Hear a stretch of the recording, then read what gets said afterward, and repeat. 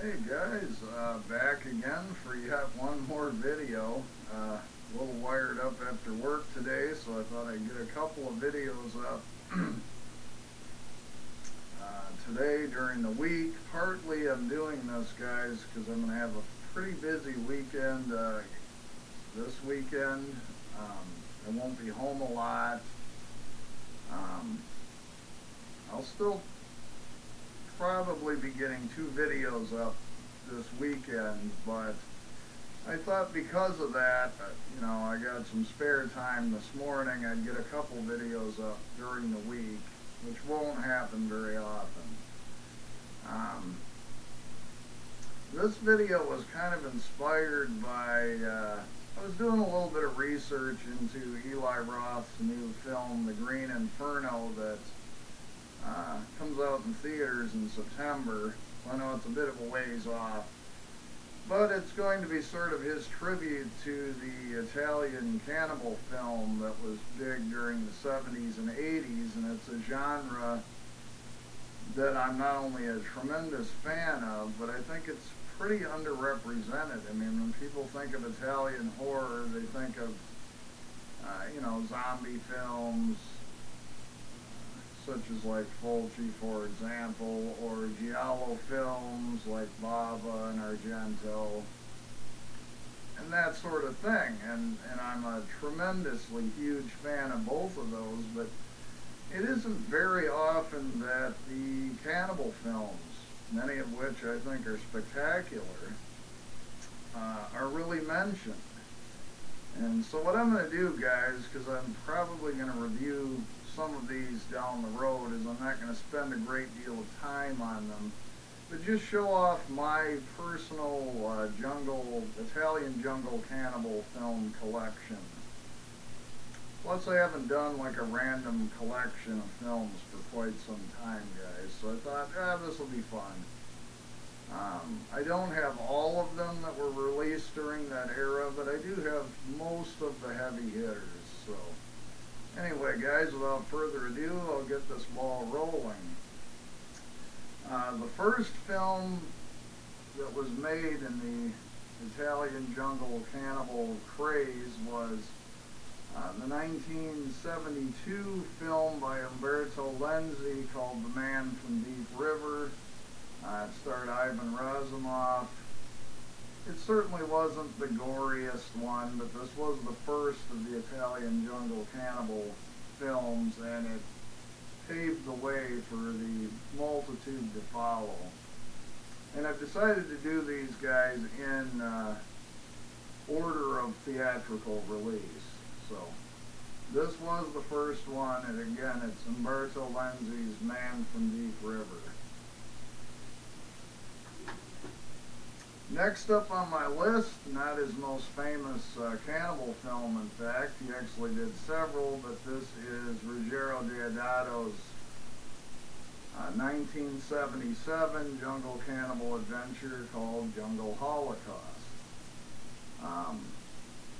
Again, it's a very good film, but it certainly didn't get the recognition that a film that will appear later on in this list got. Nor the bad press, but another very good film, and that's Jungle Holocaust. Then in 1978, Sergio Martino released his only entry into this genre, or subgenre, Mountain of the Cannibal God. This one, less sleazy than many of the other ones, but some really solid acting from Stacy Keach, and then Ursula Andress is also in it, who is quite a looker in her day. So definitely not the most talked about, but it's a very good film. So Mountain of the Cannibal God.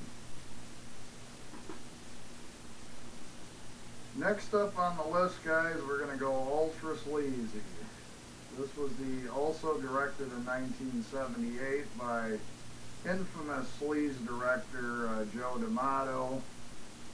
This is Papaya, Love Goddess of the Cannibals. I mean, this is essentially more of a sleaze film with a little bit of cannibal stuff going on, but it's clearly more heavy on the sex and the sleaze. In fact, it's actually most famous for starring the very famous at the time Finnish porn star Sirpa Lane. So, anyway, that is Papaya, Love Goddess of the Cannibals. Then the movie that sort of shook the world.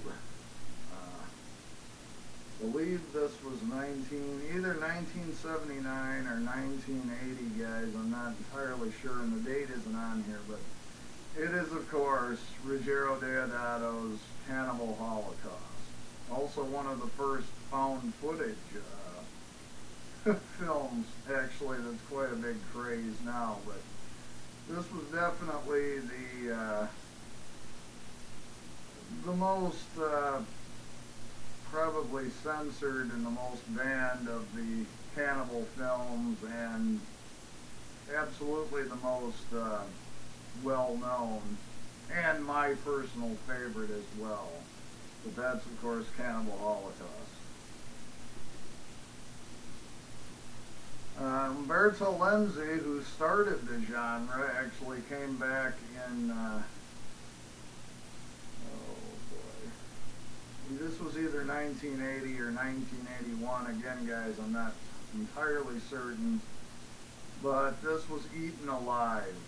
And this one has kind of got a bit of a Jonestown feel. There's sort of this like religious cult in the middle of the jungle, and of course the cannibals get involved, and you know. This one was heavily criticized because it does borrow scenes from some other cannibal films that were released at the time. Most notably, there's a bit that's stolen from Sergio Martino's Mountain of the Cannibal God that I featured earlier, but I still enjoy it. It's still pretty gory, and throwing the bizarre religious cult kind of story into the mix made it fairly interesting.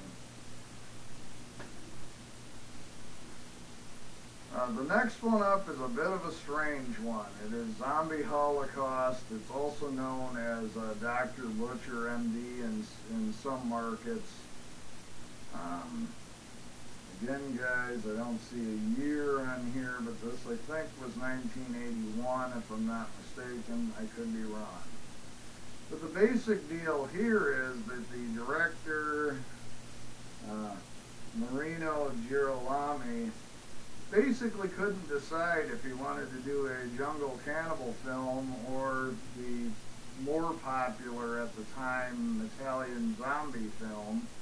So he kind of did a film that featured both elements.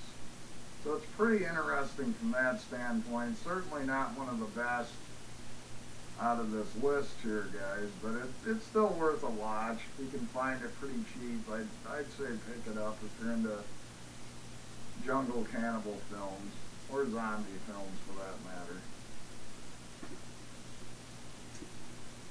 Next up on our list, we move to, I guess the last two, guys, were 1980. I apologize. This one was also late 1980.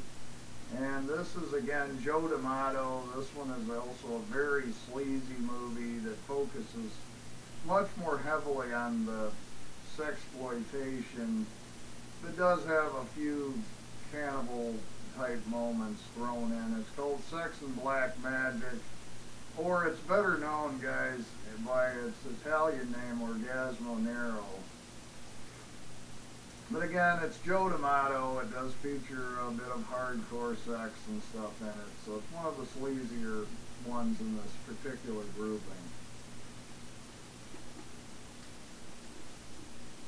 Now we go to 1981, and besides Cannibal Holocaust, guys, this is by far the most well-known on the list. This is Umberto Lenzi. This was his third cannibal film, and it is Cannibal Ferox.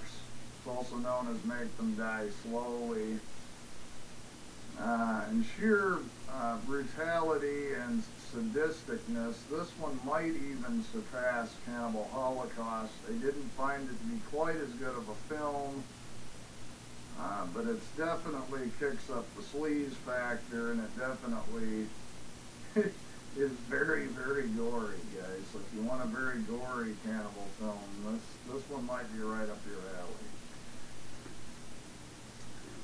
And then the last one I got, guys, is on this double pack. It is a very crap transfer, so I'd like to get this on a different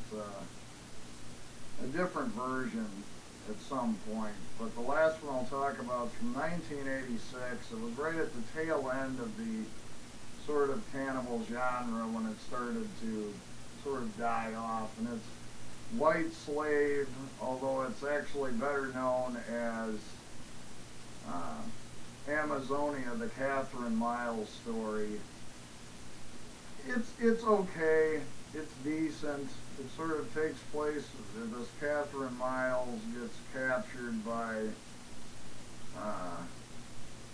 this cannibal tribe that kill her parents, and sort of, it's sleazy, there's a lot of nudity, but it's certainly, you know, you can tell the genre was starting to die off at that point. So it's not a great film, but it's okay.